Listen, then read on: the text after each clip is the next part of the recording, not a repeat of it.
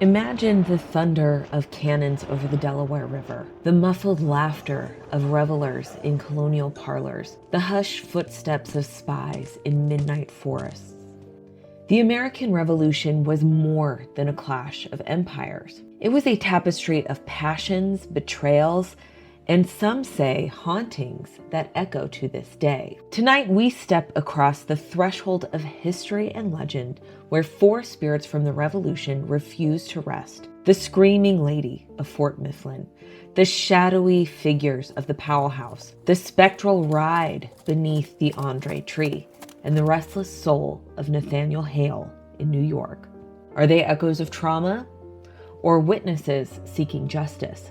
I'm Lisa, your historian for Historical USA.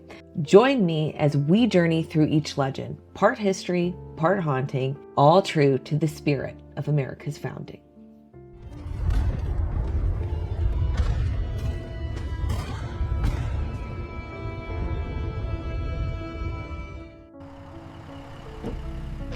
Another report of a woman screaming, third this month.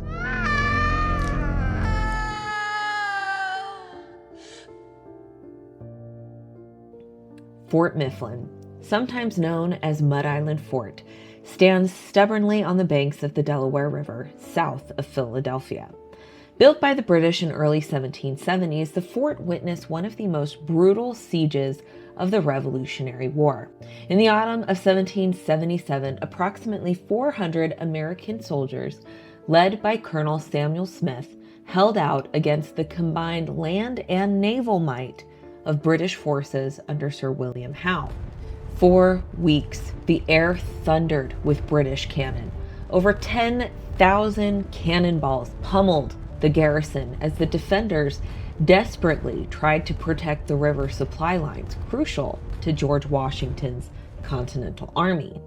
Thomas Paine even famously observed, "The garrison, with scarce anything to cover them but their bravery, survived in the midst of the mud, shot and shell, and were obliged to give up more to the powers of time and gunpowder than to military superiority." Smith's men endured the bombardment until, out of ammunition and out of hope, they burned the fort and slipped across the river in darkness, leaving their flag defiantly flying.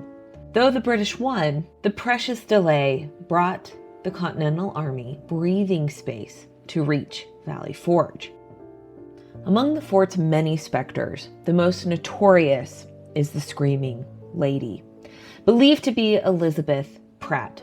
Now, her story is rooted in grief, and it unfolds in the officers' quarters, where her cries have been so intense as to prompt police investigations. As the legend goes, Pratt lost both her children to yellow fever within a single year in the 1800s, and she herself would die shortly after. Some say of heartbreak, others claim by suicide, describing her as dying by her own hand, hanging herself from the balcony of the officers' quarters.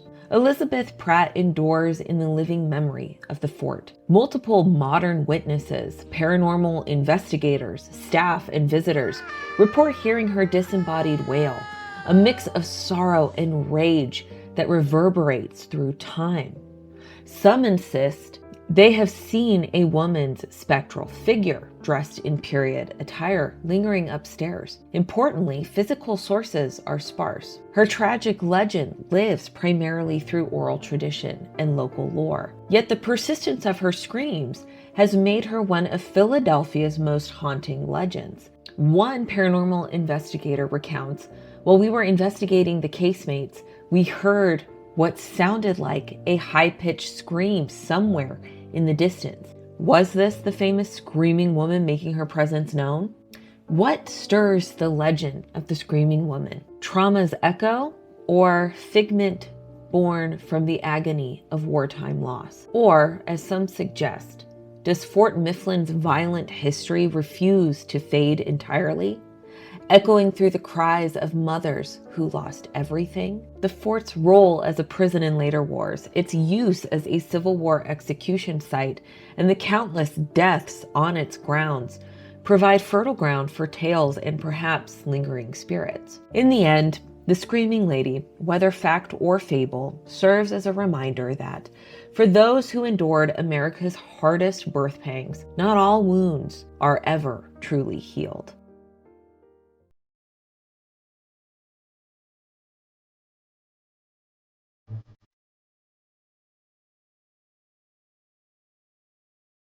Powel House, built in 1765 and purchased by Samuel and Elizabeth Powell in 1769, was more than just a private residence. In days when Philadelphia was America's seat of power, the house was the epicenter of colonial high society. The Powells hosted grander and more politically consequential gatherings than perhaps any other home in Philadelphia. George and Martha Washington, Benjamin Franklin, John Adams, and the Marquis de Lafayette were all regular guests. Adams even famously wrote about his time at the house, saying, "A most sinful feast again, everything which could delight the eye or allure the taste, a display of all that is rare, expensive, or exquisite." Powell himself was the last colonial mayor and the city's first American mayor, a dedicated public servant whose personal fortune, home, and network were inextricably linked with the forging of an independent America. Even after its transformation into a museum, guests and caretakers report that the party at Powell House never truly ended. The spirit most often seen is that of Peggy Shipman Arnold, famous as the wife of Benedict Arnold, whose name is synonymous now with treason. As a young woman before Arnold's betrayal, Peggy was a regular at Elizabeth Powell's galas. Legend holds that her spirit in a lavender and beige ball gown lingers in the drawing room, drifting as if making social rounds or stamping her foot impatiently. Sometimes guests spot her, she smiles, stamps her foot, and then fades away. Other apparitions, including formally dressed Continental Army soldiers, seen ascending or descending the staircase as if heading to or from a grand party. Shadow figures also occasionally pass through the front door, never bothering to open it. Caretakers have reported hearing footsteps overhead when the house was empty, especially in the basement, where cold spots frequently trigger shivers and suspicion. Now, unlike bloodier haunted sites, Powell House's legacy is one of hospitality, intrigue, political maneuvering, and social delight. A reminder that America's birth was shaped as much in candlelit parlors as on muddy battlefields. Perhaps the ghostly socialites simply never wanted the party to end. Now, Peggy Shipman is part of a larger legend, tied to both the tragedies of Benedict Arnold and the scorn of a city that once welcomed her, and then shunned her. Are these hauntings a collective yearning for an era of grandeur, or the ongoing celebration of a society that made the American experiment possible? At the Powell House, guests today still report lingering presences. The party, it seems, never truly ended.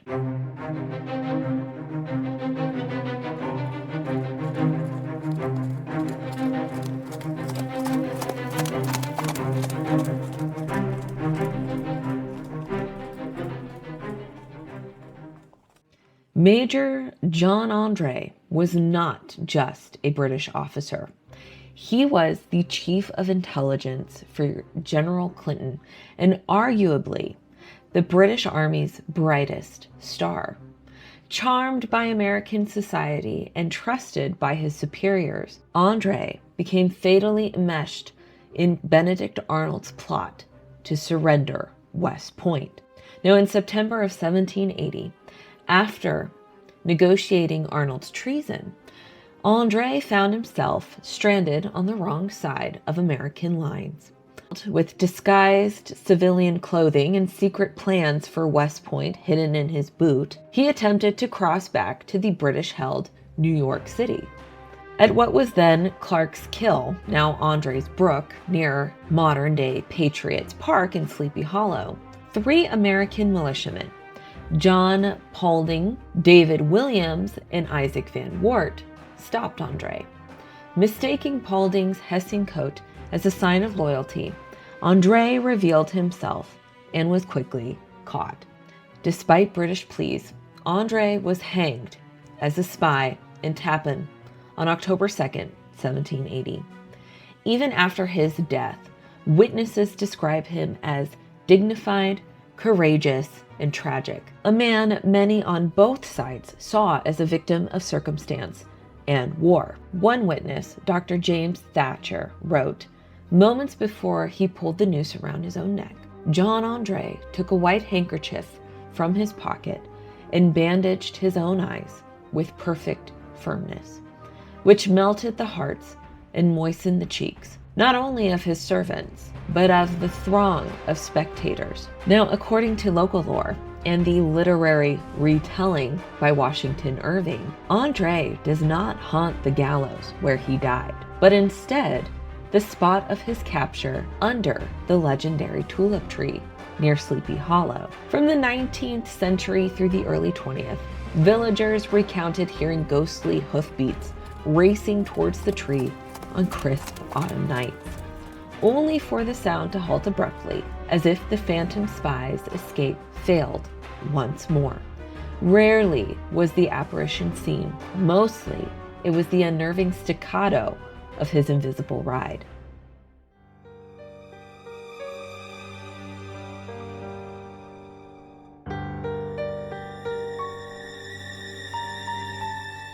Dawn breaks on Manhattan's Post Road, September 22nd, 1776. The city is tense after a great fire. A 21-year-old man, tall and fair, stands beneath the gallows, eyes fixed on the horizon.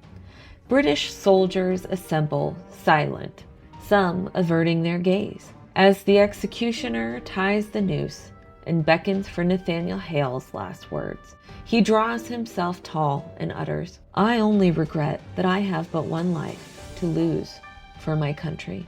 A faint breeze seems to carry his word into eternity. Nathaniel Hale was a teacher and Yale graduate before answering the call for American independence.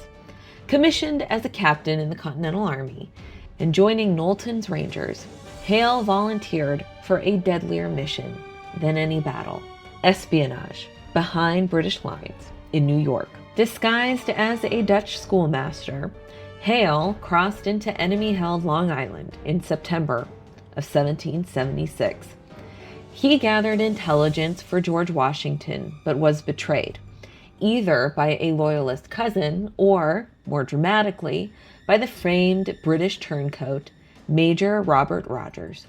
Captured with incriminating documents, Hale was summarily sentenced to hang. Denied a Bible and the comfort of clergy, he faced death with legendary composure. The most enduring part of Hale's legacy is his final statement. Though the exact phrasing is debated, tradition credits him with, "I only regret that I have but one life to lose for my country." Sadly, Hale's body was never recovered. His legend still haunts several sites in New York. At the northwest corner of 3rd Avenue and 66th Street, a commemorative plaque claims to mark the spot where he died. Another stands near the Yale Club at East 44th, linking his memory to his alma mater. A statue stands in City Hall Park, a ever-vigilant sentinel. Reports of Hale's ghost are persistent in the city. Witnesses claim to see a tall, youthful figure wandering near the execution site, particularly at dawn, as if reliving his final moments. In New York, the legend holds that especially near the anniversary of his death, a spectral figure appears, somber, dignified, echoing the resilience he embodied. Those who claim to have seen him frequently report a feeling of righteous sorrow or lingering patriotism, as if Hale remains ever watchful, for the country he died to serve. We walk the streets and fields of the Revolution by day, often forgetting how the sacrifices and secrets of the past are not truly gone. Shadows linger in the cracks of stone walls, candlelit parlors, hollow trees, and city corners. In the stories of Elizabeth Pratt's unending sorrow, the laughter of Powell's vanished guests, the doomed ride of Major Andre, and the lonely dignity of Nathaniel Hale, we encounter the unresolved echoes of freedom's first battle. Are these just tales to frighten children? Or are they invitations to remember the debt we still owe? To courage, to grief, and to the hope for a nation still unfinished? Thank you for joining me on this journey through America's haunted origins. If you enjoyed tonight's episode, don't forget to like, subscribe, and share. And until next time, listen closely because the ghosts of history are always telling their stories. Bye.